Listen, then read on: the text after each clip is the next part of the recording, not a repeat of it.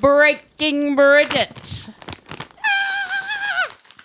This week on Breaking Bridget, I'm bringing in a consultant, our richness advisor, Carol Roth. Carol is an author of the fantastic books you should absolutely read, The War on Small Business, the fantastic new book she wrote, You Will Own Nothing. She is probably singularly the only person in media who's talking about finance and how this affects the working class person and small businesses.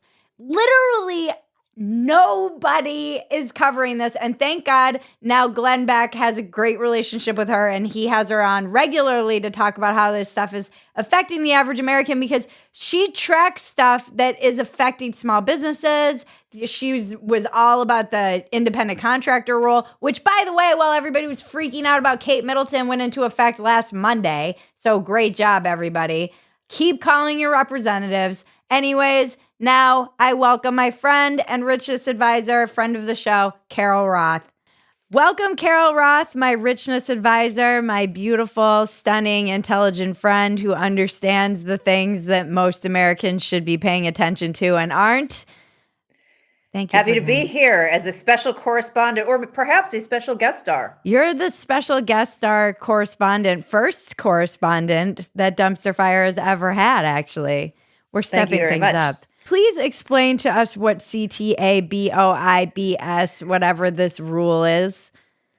Okay, so there's a couple of them, but the one that it pertains to small businesses. So if you have an LLC, you have an S Corp, you have any entity around your business, there is something called the Corporate Transparency Act Beneficial Ownership Information Rule. It is being handled by the Financial Crimes Enforcement Network Division of the Treasury, and they want your information. Yes, they want to take small businesses and dump them and your personal information into a database because, Bridget, they're trying to fight crime. They don't want money laundering. They don't want those cartels, who I'm sure are going to give all of their information to the Financial Crimes Enforcement Network. So in the process, they would just like for you to hand over all of that information so they can track you, your business, and your assets.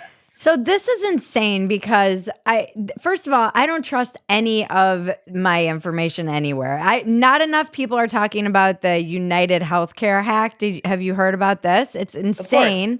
No one's talking about this either, but basically 1 in 3 Americans' medical information is just kind of being held hostage at the moment. And you can't get your claims processed. People can't find doctors. It's a mess. Another segment for another time, but I certainly don't trust any of this information online. I have an S Corp, for example. So what does that mean that someone like me would have to do? Okay, so basically, here's what the rule says. It says if you have an entity around your business, something that you have filed a document with a Secretary of State or a similar entity, FinCEN wants you to report. Now, if you had your business before January 1st of 2024, you have until January 1st of 2025, the first day of next year, in order to do this, which is why I personally, with an LLC, am not doing this, trying to get this jettisoned in the meantime. However, if you've created a new one this year, since January 1st, 2024, it was 30 days. They've pushed it out to 90 days. You only have 90 days to file your information. And that means you have to go to the FinCEN website and you have to upload all of this personal data. You have to upload a photo ID. And as you mentioned with the fraud, not only is FinCEN itself somewhat questionable, but the very first thing you'll see is an alert about fraud because, of course, everybody who's a scammer is taking advantage of this and they're emailing people and corporations and LLCs and saying, hey, we're FinCEN when they're not. Oh my God. So it's a disaster. Is this the Biden administration that pushed this? Is this bipartisan? Who's pushing this?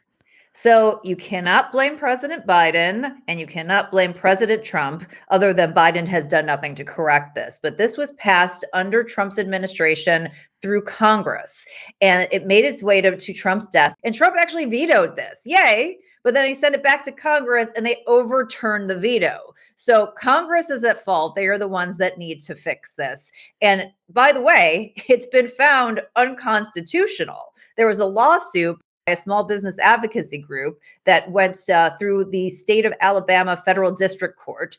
They said, yeah, this is unconstitutional. You can't just throw everybody in a database because, you think somebody's going to commit a crime. However, FinCEN has taken the position, and I've never heard this before. I'm certainly not a legal scholar, but haven't heard this one before.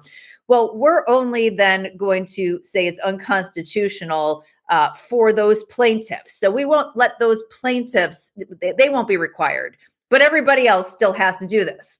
That is insane.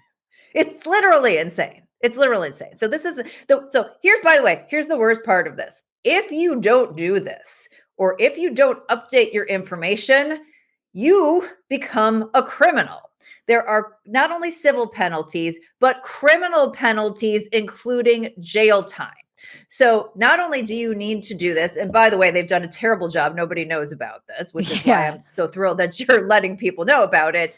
But if you do not update your information, so imagine you get married, imagine you move, maybe the information on your driver's license changes, whatever it is, if you don't tell FinCEN, again, the penalty, something like $500 a day and possible jail time. They're making you a criminal because they're supposedly trying to go after money launderers and cartels. I know it is the most disgusting overstep of government that I have seen. And you have to ask yourself, Bridget, why do they want all the small business owners in a database? Why do they want to know who owns businesses?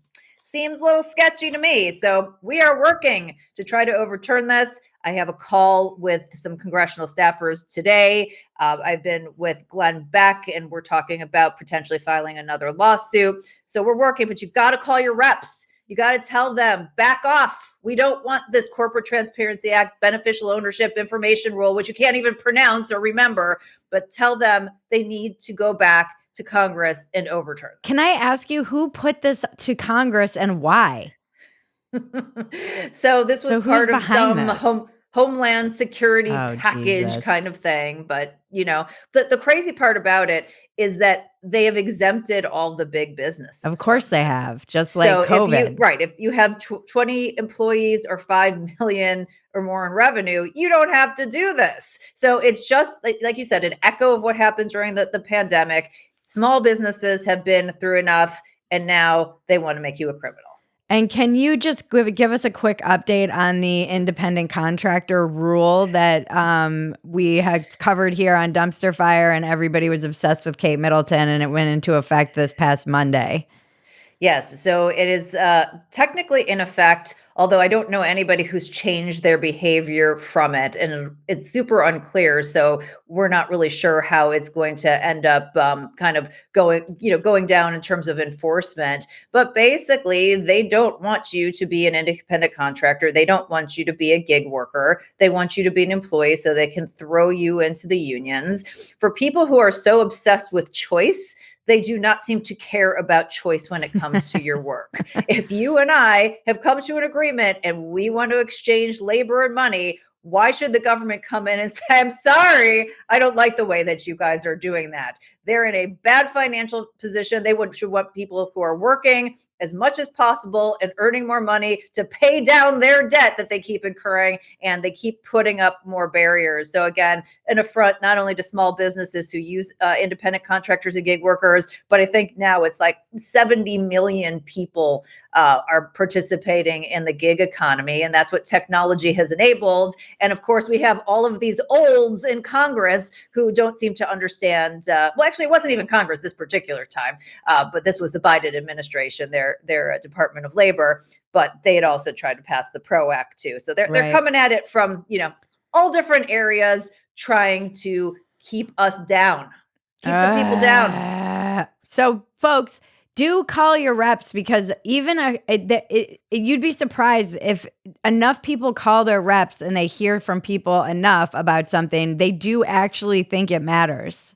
People, I think, feel like calling doesn't matter, but it doesn't take that many people calling a rep about one topic for them to actually pay attention to it and start to hear from other people and meet with people like yourself, Carol, and get out there and maybe try and change some of this, because it is out of control. 15 or 20 people. You have to understand, nobody calls their reps anymore. Other than if the their phone TikTokers. rings off the hook 15 or 20 times in a day, they panic. So all of a sudden, this is the most important thing you've ever seen. You know how like trends on social media, 5 people are talking about something and then it's people on Twitter are saying same thing goes. So get the small businesses in your area, get the people who work for them, the people who support them, get 20 people, call. Let's get this changed. Awesome. Well, that was a much better breaking, Bridget, than I could have explained. I am so grateful to have you in my life. I'm grateful to have you on the front lines for small businesses, independent contractors, and just the general right to make a living the way that America intended. May we all spread the richness of dumpster fire and the American dream. Our richness advisor, Carol Roth, where can we find you, Carol, and all of your wisdom and insight? So if you want my personal newsletter with more info like this, it's at carolroth.com/news. And I am across social media at Carol JS Roth. I'm grateful for your time. Thank you. Thank you. Follow Carol on any social media. Go subscribe to her newsletter. If you want to make a difference, please actually call your representatives, listen to her, and we will have her back on the show. She's fantastic. But if you want to keep up with what's going on in this country, she's one of the best follows to have.